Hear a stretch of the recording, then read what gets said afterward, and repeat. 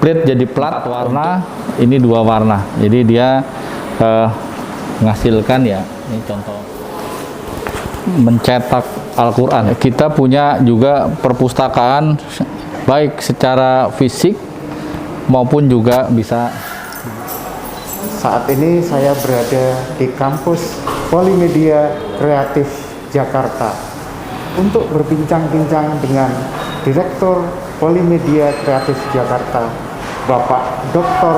Purnomo Ananto, terkait dengan perkembangan industri kreatif di masa pandemi. Namun sebelum menyaksikan tayangan kami secara lengkap, jangan lupa like, komen, dan subscribe di Mediasi Channel. Selamat siang Pak. Selamat siang. Apa kabar? Baik. Terima kasih Pak telah berkenan menerima kami dari Mediasi Channel untuk berbincang-bincang siang ini Pak. Sama-sama. Pak, di masa pandemi ini bagaimana perkembangan industri kreatif ini Pak?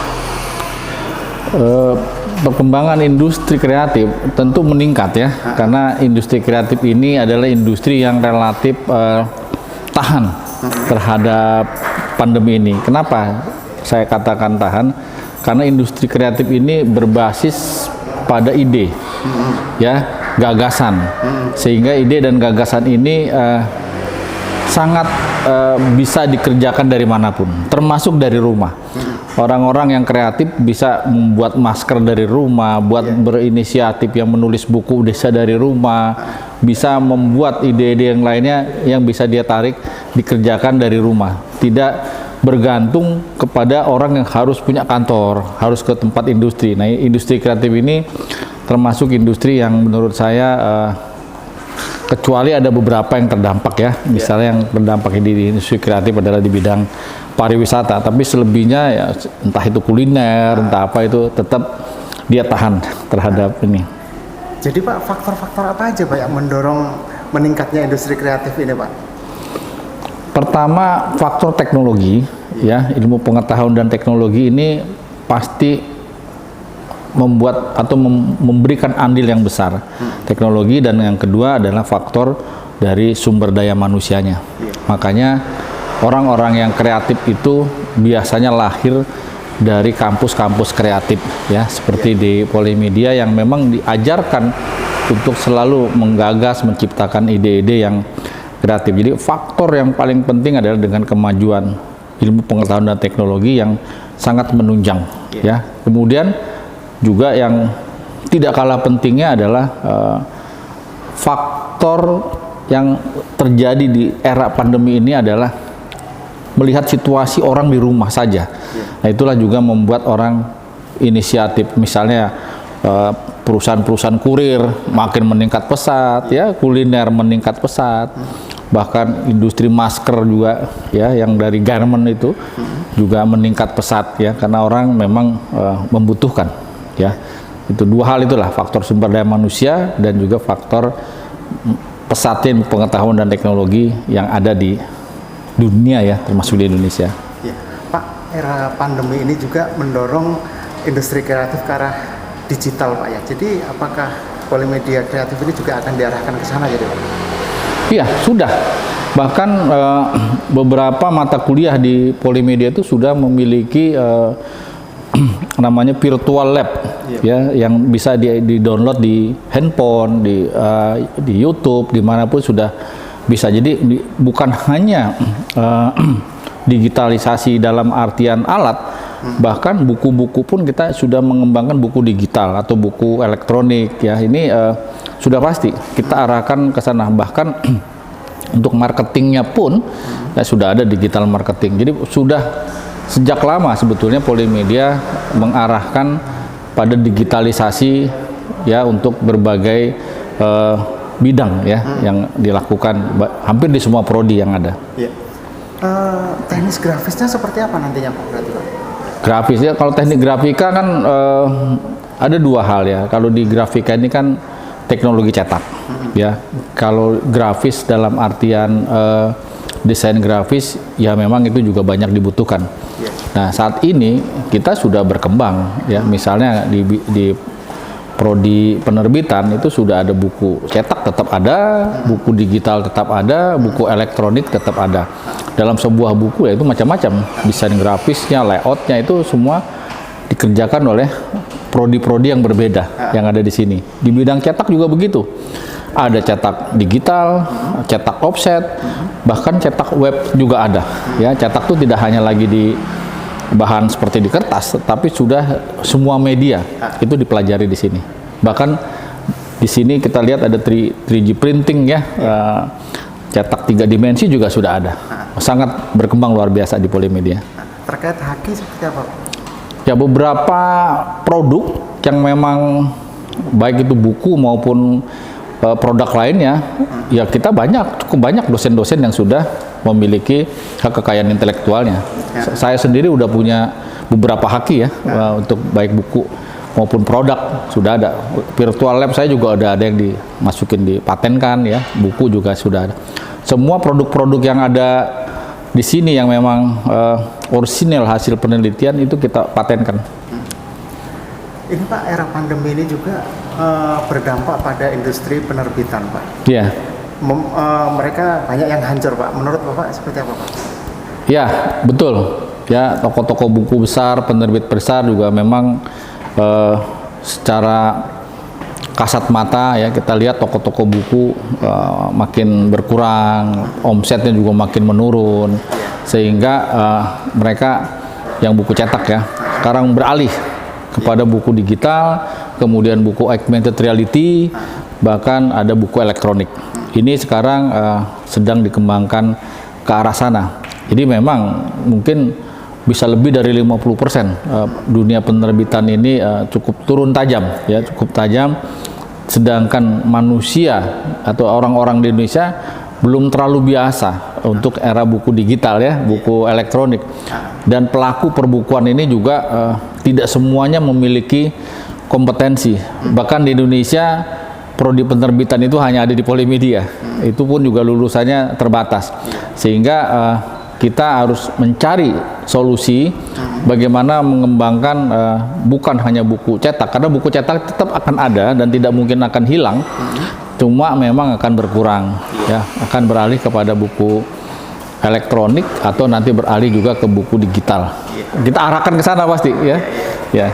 Terima kasih sekali Pak waktunya ya, sudah menerima Mediasi Channel untuk berbincang-bincang siang ini Pak. Baik, terima kasih. Iya, ini kita juga punya untuk alat membuat dummy atau mockup untuk packaging ya. Di sini kita ambil contoh ini dus makanan, tetapi kita juga punya barcode scan. Dari produk ini orang makan kue bisa dia buka handphone, scan, akan lari ke website Polimedia. Sehingga sambil kita membuat ini, nah ini nanti mesin ini akan bergerak untuk memotong ya. Ini kan dipotong secara apa namanya ya, ini ada mesinnya yang memotong, kemudian nah semua dengan mesin potong, bahkan tidak lagi menggunakan lem-lem ya, dengan 3G, dengan mesin potong ini sudah demikian. Ini biasa digunakan oleh teman-teman dari prodi teknik kemasan ya. Ya, jadi ini harus rigid memang membuat bagaimana potongan tidak perlu lagi lem ya, diatur sedemikian rupa gitu. Nah, ini alat untuk membuat 3D printing ya. Ini bisa buat untuk souvenir ya, souvenir bisa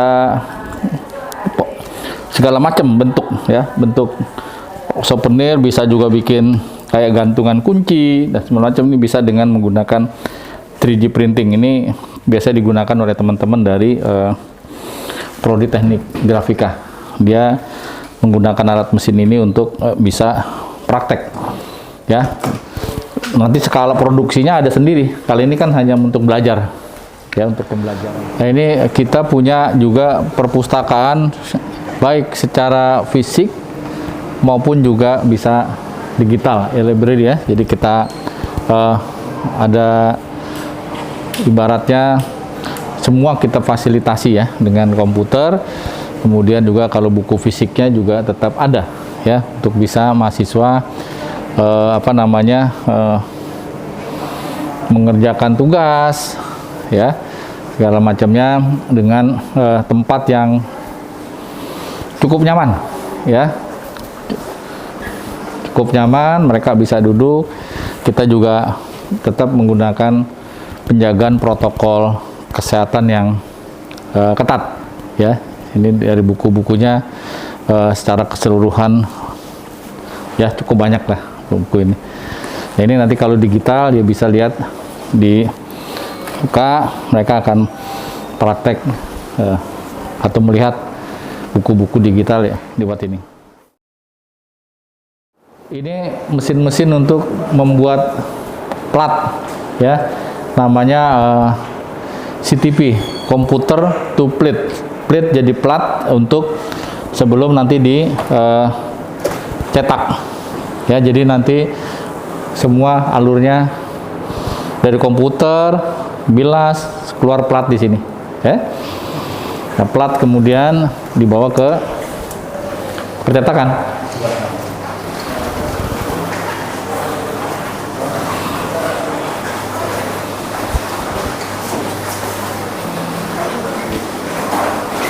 Ini ruang praktek, mahasiswa praktek di sini untuk offset. Ya, jadi yang plat tadi masuk ke sini sehingga dia masuk cetak. Ini 4 warna, ini 2 warna. Jadi dia menghasilkan, ya, ini contoh kalender-kalender ataupun ada buku yang tokoh-tokoh juga banyak. Ini bekas wakil Menteri Pendidikan, dia juga Pak Musliar Kasim cetak bukunya juga di sini, ya, dengan mesin yang Sakurai, 4 warna, 2 warna, kemudian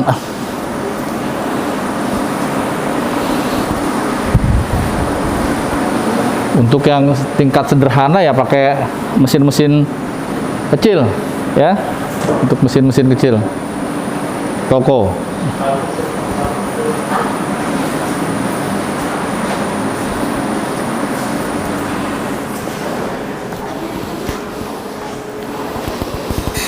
Nah, kalau untuk ini mesin web kita, ya, ini bisa untuk mencetak Al-Quran, ya. Ini bisa cetak dalam waktu bisa 10.000 1 jam bikin apa dengan mesin web ini. Ini kertasnya pakai roll, ya, karena kalau yang sana kan offset pakai sheet gitu.